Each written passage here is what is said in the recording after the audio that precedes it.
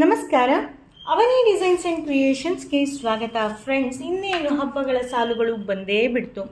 ನಾವು ಮನೆಗೆ ಬಂದ ಮುತ್ತೈದೆಯರಿಗೆ ಏನಾದರೂ ಉಡಿ ತುಂಬೋದು ನಮ್ಮದು ಸಂಪ್ರದಾಯ. ನಾವು ಉಡಿ ತುಂಬಿದಾಗ ಪ್ಲಾಸ್ಟಿಕ್ ಕವರಿಗೆ ಹಾಕ್ಕೊಡೋಕ್ಕಿಂತ ಈ ರೀತಿ ಬಟ್ಟೆ ಬ್ಯಾಗ್ಗಳಲ್ಲಿ ಹಾಕ್ಕೊಟ್ರೆ ತುಂಬ ಚೆನ್ನಾಗಿರುತ್ತೆ. ಸೊ ನಾನಿವತ್ತು ನಿಮಗೆ ಸಿಂಪಲ್ಲಾಗಿ ಬಟ್ಟೆ ಬ್ಯಾಗನ್ನು ಹೇಗೆ ಸ್ಟಿಚ್ ಮಾಡೋದು ಅಂತ ತೋರಿಸ್ತೀನಿ, ಅದು ಬ್ಲೌಸ್ ಪೀಸಲ್ಲಿ. ಈ ರೀತಿ ಬ್ಯಾಗ್ಗಳು ನಿಮಗೂ ಬೇಕು ಅಂದರೆ ನಮ್ಮ ಹತ್ರ ಹೋಲ್ಸೇಲಾಗಿ ಸಿಗುತ್ತೆ. ನಿಮಗೇನಾದರೂ ಬೇಕು ಅಂತಂದರೆ ನಾನು ಇಲ್ಲಿ ನಂಬರನ್ನು ಹಾಕಿರ್ತೀನಿ, ನೀವು ಡಿಸ್ಕ್ರಿಪ್ಷನಲ್ಲಿ ಹಾಕಿರ್ತೀನಿ, ಮತ್ತು ಕಾಮೆಂಟ್ ಬಾಕ್ಸಲ್ಲೂ ಕೂಡ ಪಿನ್ ಮಾಡಿರ್ತೀನಿ. ನಿಮಗೆ ಬೇಕು ಅಂತಂದರೆ ಆ ನಂಬರ್ಗೆ ವಾಟ್ಸಪ್ ಮಾಡಿದ್ರೆ ನಮ್ಮ ಟೀಮವ್ರು ನಿಮಗೆ ಕಾಂಟ್ಯಾಕ್ಟ್ ಮಾಡ್ತಾರೆ. ಹಾಗೆ ನಿಮಗೆ ಎಷ್ಟು ಆರ್ಡರ್ ಬೇಕು, ಯಾವ ಸೈಜಿನ ಬ್ಯಾಗ್ ಬೇಕು, ಪೌಚ್ ಬೇಕು, ಸ್ಯಾರಿ ಪೌಚ್ಗಳು ಎಲ್ಲದೂ ಕೂಡ ನಮ್ಮ ಶಾಪಲ್ಲಿ ಸಿಗ್ತಾ ಇದೆ. ಶಾಪ್ ಅಂದರೆ ಆನ್ಲೈನ್ ಶಾಪಲ್ಲಿ ಸಿಗ್ತಾ ಇದೆ, ನೀವು ಪರ್ಚೇಸ್ ಮಾಡ್ಬೋದು. ಫ್ರೆಂಡ್ಸ್, ನೀವು ಯಾರೆಲ್ಲ ನಮ್ಮ ಚಾನಲ್ಗೆ ಸಬ್ಸ್ಕ್ರೈಬ್ ಆಗಲಿಲ್ಲ ಸಬ್ಸ್ಕ್ರೈಬ್ ಮಾಡಿ, ಪಕ್ಕದಲ್ಲಿರೋ ಬೆಲ್ ಐಕಾನ್ನ ಪ್ರೆಸ್ ಮಾಡಿ. ಬನ್ನಿ ಇವತ್ತು ಹೇಗೆ ಸ್ಟಿಚ್ ಮಾಡೋದು ಬ್ಯಾಗನ್ನು ಅಂತ ಹೇಳ್ಕೊಡ್ತೀನಿ. ಈಸಿಯಾಗಿ ನೀವು ಟೈಲರಿಂಗ್ ಮಾಡೋರಾಗಿದ್ದರೆ ನೀವು ಕೂಡ ಮನೆಯಲ್ಲಿ ಸ್ಟಿಚ್ ಮಾಡ್ಕೊಬೋದು. ಅದಕ್ಕಾಗಿ ನಾನು ಮುಂಚಿತವಾಗಿಯೇ ಹಾಕ್ತಾಯಿದ್ದೀನಿ.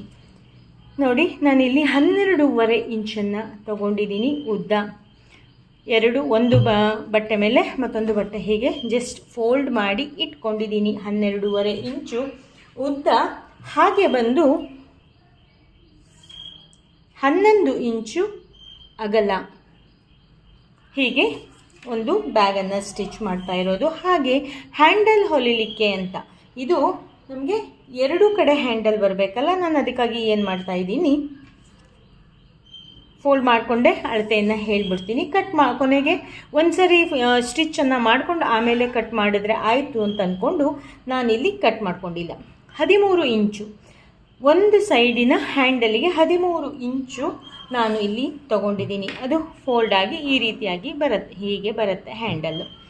ಬನ್ನಿ ಈಗ ಹೇಗೆ ಸಿಂಪಲ್ಲಾಗಿ ಸ್ಟಿಚ್ ಮಾಡೋದು ಅಂತ ನೋಡೋಣ. ತುಂಬ ನಾರ್ಮಲ್ ಸ್ಟಿಚ್ ಆಗಿರೋದ್ರಿಂದ ನಾನು ನಾರ್ಮಲ್ಲಾಗಿ ಹೇಳ್ತಾ ಹೋಗ್ತೀನಿ, ಅದೇ ರೀತಿಯಾಗಿ ನೀವು ಫಾಲೋ ಮಾಡಿ. ನೀವು ಈ ಸ್ಟಿಚ್ ಹಾಕಲಿಕ್ಕೆ ಬಂದರೆ ಸಾಕು, ನೀವು ಈ ಥರ ಬ್ಯಾಗ್ಗಳನ್ನೆಲ್ಲ ಸ್ಟಿಚ್ ಮಾಡ್ಬೋದು.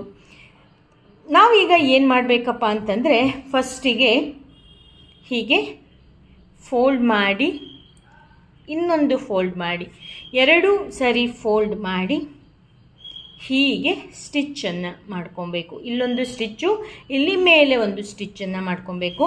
ಹಾಗೆ ಈ ಕಡೆನೂ ಅಷ್ಟೇ ಹೀಗೆ ಫೋಲ್ಡ್ ಮಾಡಿ, ಆಮೇಲೆ ಇನ್ನೊಂದು ಸಾರಿ ಫೋಲ್ಡ್ ಮಾಡಿ ಕೆಳಗೊಂದು ಮೇಲ್ಗಡೆ ಒಂದು ಸ್ಟಿಚ್ಚನ್ನು ಹಾಕ್ಕೊಳ್ಳೋಣ. ಅದಕ್ಕೂ ಮುಂಚೆ ಏನು ಮಾಡೋಣ, ಇದಕ್ಕೆ ನಾವು ಹ್ಯಾಂಡಲನ್ನು ಸ್ಟಿಚ್ ಮಾಡ್ಕೊಳ್ಳೋಣ. ಹೀಗೆ ನಾರ್ಮಲ್ ಲಾಡಿಯನ್ನು ನಾವು ಸ್ಟಿಚ್ ಮಾಡ್ತೀವಲ್ಲ, ಅದೇ ರೀತಿಯಾಗಿ ಹೀಗೆ ಫೋಲ್ಡ್ ಮಾಡಿಕೊಂಡು ಈ ಕಡೆ ಒಂದು ಸ್ಟಿಚ್ಚು, ಈ ಕಡೆ ಒಂದು ಸ್ಟಿಚ್ಚು, ಜಸ್ಟು ಹೀಗೆ ಒಳಗಡೆ ಒಂದು ಸರಿ ಮಧ್ಯದವರೆಗೆ ಫೋಲ್ಡ್ ಮಾಡಿ, ಇನ್ನೊಂದು ಸರಿ ಮಧ್ಯದವರೆಗೆ ಫೋಲ್ಡ್ ಮಾಡಿ, ಆಮೇಲೆ ಹೀಗೆ ಫೋಲ್ಡ್ ಮಾಡಿ ಇಲ್ಲೊಂದು ಸ್ಟಿಚ್ಚು ಮತ್ತು ಇಲ್ಲೊಂದು ಸ್ಟಿಚ್ಚನ್ನು ಹಾಕ್ಕೊಂಡು ಪೂರ್ತಿ ತಗೊಂಡು ಬರ್ತೀನಿ. ಆಮೇಲೆ ಮಿಡ್ಲಲ್ಲಿ ಹೀಗೆ ಇಟ್ಕೊಂಡು ನಾವು ಇಲ್ಲಿ ಕಟ್ ಮಾಡಿಕೊಂಡ್ರೆ ಆಯಿತು. ಈ ಎರಡನ್ನೂ ಕೂಡ ನಾನೀಗ ಸ್ಟಿಚ್ ಮಾಡಿಕೊಂಡು ತಗೊಂಡು ಬರ್ತೀನಿ. ಆಮೇಲೆ ಏನು ಮಾಡಬೇಕು ಅಂತ ಹೇಳ್ತೀನಿ. ನೋಡಿ, ಈ ಕಡೆಯೂ ಸ್ಟಿಚ್ ಆಯಿತು ಮತ್ತು ಈ ಕಡೆಯೂ ಕೂಡ ಸ್ಟಿಚ್ ಆಯಿತು. ಹಾಗೆ ಈ ಹ್ಯಾಂಡಲನ್ನು ಕೂಡ ಸ್ಟಿಚ್ ಮಾಡ್ಕೊಂಡು ಬಂದೆ. ನಮಗೆ ಹ್ಯಾಂಡಲ್ ಎರಡು ಕೂಡ ಸೇಮ್ ಸೈಜ್ ಇರಬೇಕಲ್ಲ, ಅದಕ್ಕಾಗಿ ಹೀಗೆ ಫೋಲ್ಡ್ ಮಾಡಿಕೊಂಡು ಮಿಡ್ಲಲ್ಲಿ ಕಟ್ ಮಾಡ್ಕೊಂಡ್ಬಿಡ್ತೀನಿ. ಬ್ಲೌಸ್ ಪೀಸನ್ನು ವೇಸ್ಟ್ ಮಾಡೋಕ್ಕಿಂತ ಈ ರೀತಿಯಾಗಿ ಸ್ಟಿಚ್ ಮಾಡಿದ್ರೆ ಚೆನ್ನಾಗಿರುತ್ತೆ ಅಲ್ವಾ. ಈಗ ಏನು ಮಾಡಬೇಕಪ್ಪ ಅಂದರೆ, ಜಸ್ಟು ಹೀಗೆ ಒಂದು ಫೋಲ್ಡ್ ಮಾಡ್ಕೊಬೇಕು. ಹ್ಯಾಂಡಲನ್ನು ನಾವು ಸ್ಟಿಚ್ ಮಾಡಬೇಕಾದ್ರೆ ಆವಾಗ ಕರೆಕ್ಟಾಗಿ ಬರುತ್ತೆ. ಹೀಗೆ ಸ್ಟಿಚ್ ಫೋಲ್ಡ್ ಮಾಡಿಕೊಂಡು ಹೀಗೆ ಮಾರ್ಕರಲ್ಲಿ ಒಂದು ಮಾರ್ಕನ್ನು ಮಾಡ್ಕೊಬೇಕು. ಹಾಗೆ ಈ ಕಡೆನೂ ಕೂಡ ಮಾಡ್ಕೊಬೇಕು. ಇಲ್ಲ ಅಂತಂದರೆ ಜಸ್ಟು ನಾವು ಹೀಗೆ ಇಟ್ಟು ಪ್ರೆಸ್ ಮಾಡಿದ್ರೂ ಕೂಡ ಈ ಕಡೆನೂ ಮಾರ್ಕ್ ಆಗುತ್ತೆ, ಎರಡು ಸೇಮ್ ಬಂದಿರುತ್ತೆ. ಹಾಗೆ ಇದು ಮಿಡ್ಲು ಪಾಯಿಂಟ್ ಆಯಿತು. ಇಲ್ಲಿಂದ ಒಂದು 2 ಇಂಚಿಗೆ ನಾನು ಮಾರ್ಕನ್ನು ಮಾಡ್ಕೊತೀನಿ. ಹಾಗೆ ಈ ಕಡೆನೂ ಕೂಡ ಒಂದು 2 ಇಂಚಿಗೆ ಮಾರ್ಕನ್ನು ಮಾಡ್ಕೊತೀನಿ.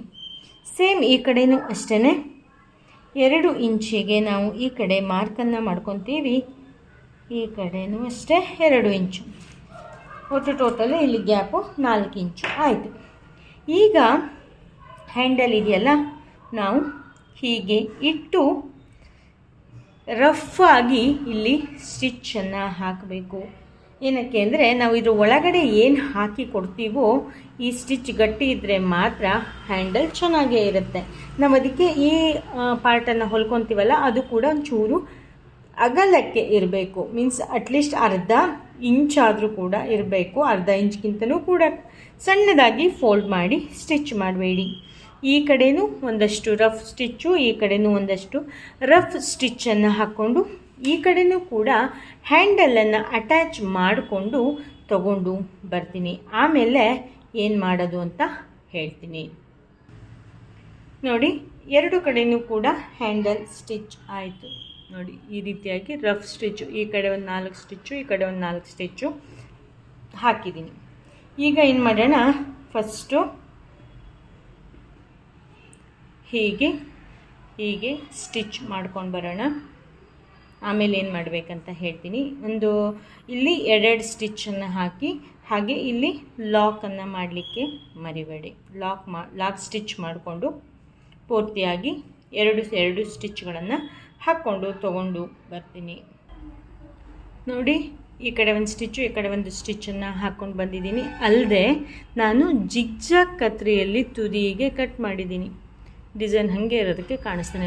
ಇಲ್ಲೊಂದು ಸ್ವಲ್ಪ ಕಾಣಿಸ್ತಾ ಇದೆ ನೋಡಿ, ಡಿಸೈನ್ ಅದೇ ರೀತಿಯಾಗಿರೋದ್ರಿಂದ ಸ್ವಲ್ಪ ಕಾಣಿಸ್ತಾ ಇಲ್ಲ. 2 ಕಡೆಯೂ ಕೂಡ ಜಿಗ್ಜಾಗ್ ಕತ್ರಿಯಲ್ಲಿ ಕಟ್ ಮಾಡ್ಕೊಂಡಿದ್ದೀನಿ. ಆವಾಗ ನಮಗೆ ಹೀಗೆ ದಾರ ಬಿಡುತ್ತೆ ಅನ್ನೋ ಗೋಜು ಇರೋದಿಲ್ಲ.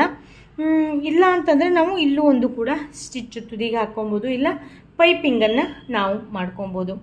ಹಾಗೆ ನಾವು ಇಷ್ಟಕ್ಕೆ ಬೇಡ ಅಂತಂದರೆ ನಾವು ಹೀಗೆ ಮಾಡಿಕೊಂಡು ಹೀಗೆ ಫುಲ್ ಇದು ಮಾಡಿಕೊಂಡು ಇಲ್ಲಿ ಒಂದು ಸ್ಟಿಚ್ಚನ್ನು ಹಾಕ್ಕೊಂಡ್ರೂ ಕೂಡ ಅಗಲಕ್ಕೆ ಬರುತ್ತೆ. ಬನ್ನಿ ನೋಡೋಣ, ಅದನ್ನು ಕೂಡ ಮಾಡೇ ಬಿಡೋಣ. ನಾನೀಗ ಫಸ್ಟು ಇದನ್ನು ಹಿಂದೆ ಮುಂದೆ ಮಾಡಿ ತೋರಿಸ್ತೀನಿ, ಆಮೇಲೆ ಅದನ್ನು ಕೂಡ ಮಾಡಿ ತೋರಿಸ್ತೀನಿ. ನೋಡಿ, ಹೀಗೆ ಒಂದು ತಾಂಬೂಲದ ಬ್ಯಾಗ್ ರೆಡಿ ಆಗುತ್ತೆ.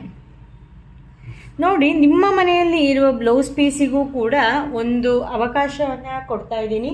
ನೀವು ಬ್ಲೌಸ್ ಪೀಸನ್ನು ಕಳಿಸ್ಕೊಟ್ರೆ ನಮಗೆ, ನಾವು ಅದರಲ್ಲಿ ಸ್ಟಿಚ್ ಮಾಡಿ ವಾಪಸ್ ನಿಮಗೆ ಕಳಿಸ್ತೀವಿ.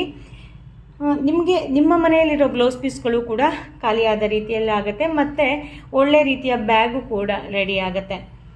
ನೀವೇನಾದ್ರು ಕಳಿಸ್ತೀರಾ, ನೀವು ಪಕ್ಕಾ ಇದು ಮಾಡ್ತೀರಾ ಅಂತಂದರೆ ನಾವು ಇದು ಮಾಡ್ಕೊತೀವಿ.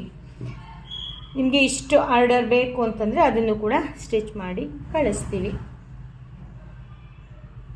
ಈಗ ಏನು ಮಾಡಬೇಕು, ಜಸ್ಟು ಹೀಗೆ ಇಲ್ಲೊಂದು ಸ್ಟಿಚ್ಚು, ಹಾಗೆ ಇಲ್ಲೊಂದು ಸ್ಟಿಚ್. ಇಲ್ಲ ನೀವು ಬ್ಲೌಸ್ ಪೀಸನ್ನು ಇದು ಮಾಡೋಕ್ಕಾಗಲ್ಲ, ನೀವೇ ನಿಮ್ಮ ಮನೆಯಲ್ಲಿರೋದು ಬಟ್ಟೆಯಲ್ಲಿ ಸ್ಟಿಚ್ ಮಾಡಿಕೊಡಿ ಅಂದರೆ ಈ ರೀತಿ ಕಾಟನ್ ಬಟ್ಟೆಯಲ್ಲೂ ಕೂಡ ನಿಮಗೆ ಸಿಗುತ್ತೆ. ಈ ರೀತಿ ಬ್ಲೌಸ್ ಪೀಸ್ಗಳಲ್ಲೂ ಕೂಡ ನಿಮಗೆ ಶೈನಿಂಗಿನ ಬೇಕು ಅಂತಂದರೆ ಈ ರೀತಿ ಬಟ್ಟೆಗಳಲ್ಲೂ ಕೂಡ ಸಿಗುತ್ತೆ. ನಾನೀಗ ನನಗೆ ಇವರು ಕಸ್ಟಮರು ಇಷ್ಟೇ ಸಾಕು ಅಂತ ಹೇಳಿದ್ದಾರೆ. ಮೀನ್ಸ್ ನಾನು ಅದಕ್ಕಾಗಿ ಅಲ್ಲಿ ಇದು ಮಾಡಿ ತೋರಿಸ್ತಾ ಇಲ್ಲ, ಮೀನ್ಸ್ ಕಟ್ ಮಾಡಿ ಹೊಲಿತಾ ಇಲ್ಲ, ಹಾಗೆ ಹೊಲಿಬೇಕು ಅಂತ ಜಸ್ಟ್ ಹೇಳಿದ್ದು ಅಷ್ಟೇ. ಈ ಕಸ್ಟಮರಿಗೆ ಇದೇ ರೀತಿಯಷ್ಟು ಬ್ಯಾಗು ಸಾಕು. ಅದಕ್ಕಾಗಿ ನಿಮಗೂ ಕೂಡ ಹೆಲ್ಪ್ ಆಗಲಿ ಅಂತ ಅಂದ್ಕೊಂಡು ನಾನು ನಿಮಗೆ ಈ ಬ್ಯಾಗನ್ನು ತೋರಿಸ್ತಾ ಇದ್ದೀನಿ. ನಿಮಗೆ ಈ ಬ್ಯಾಗ್ ಇಷ್ಟ ಆಯಿತು ಅಂತ ಆದರೆ ಲೈಕ್ ಮಾಡಿ, ಶೇರ್ ಮಾಡಿ. ನೀವಿನ್ನೂ ನಮ್ಮ ಚಾನಲ್ನ ಸಬ್ಸ್ಕ್ರೈಬ್ ಮಾಡದೇ ಇದ್ದರೆ ಪ್ಲೀಸ್ ಸಬ್ಸ್ಕ್ರೈಬ್ ಮಾಡಿ. ಹಾಗೆ ನಿಮಗೆ ಯಾವುದಾದ್ರು ರೀತಿಯ ಪೌಚ್ಗಳು, ಸ್ಯಾರಿ ಪೌಚು, ಬ್ಯಾಗು, ಹಾಗೆ ಸೊಂಟಕ್ಕೆ ಹಾಕುವ ಬೆಲ್ಟು, ಆ ರೀತಿ ಯಾವುದೇ ಬೇಕಾದರೂ ಕೂಡ ನೀವು ನಮ್ಮನ್ನು ಕಾಂಟ್ಯಾಕ್ಟ್ ಮಾಡ್ಬೋದು. ನೋಡಿ, ಹೀಗೆ ಫೋಲ್ಡ್ ಮಾಡಿ ಇಟ್ಟರೂ ಕೂಡ ಎಷ್ಟು ನೀಟಾಗಿ ಇರುತ್ತೆ.